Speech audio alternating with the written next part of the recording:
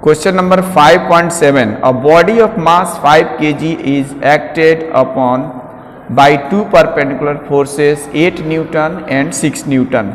Give the magnitude and direction of the acceleration of the body.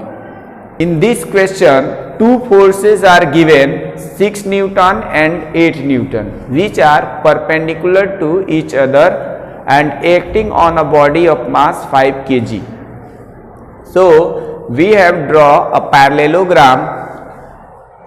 By the law of parallelogram, we know that the resultant of these two forces will passes through the diagonal at the common point of these two arms. So, we have to find in this figure force F.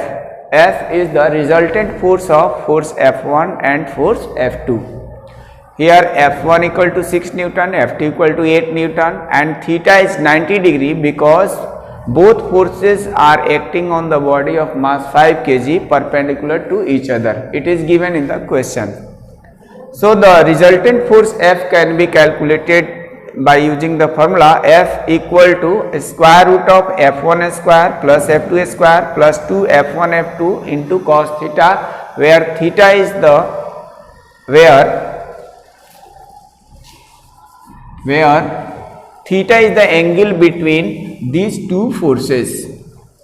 So, putting all these value, we get 6 Newton square plus 8 Newton square plus 2 times 6 Newton into 8 Newton, and cos 90 is 0. So, this term will be eliminated and this comes 36 plus 64 Newton, which is equal to 10 Newton. This will be the resultant force of 6 Newton force and 8 Newton force if they are acting perpendicular to each other. Now, we have to find the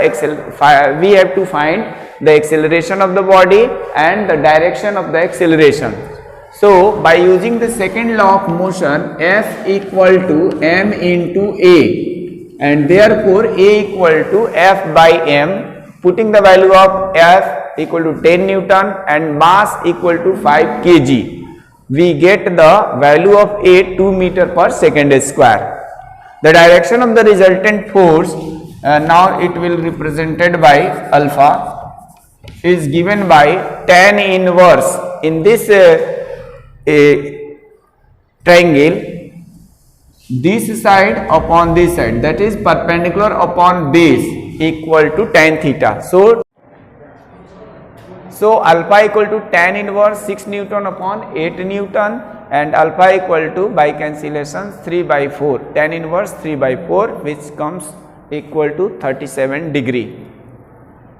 Now, the direction of the acceleration will be in the direction of the resultant force, with making 37 degree angle with the 8 Newton force, because we know that the direction of the acceleration is always along the direction of the force, and here the force is the resultant force, which makes the angle 37 degree with the force F2 equal to 8 Newton. So, the direction of acceleration will be also same along the direction of the force.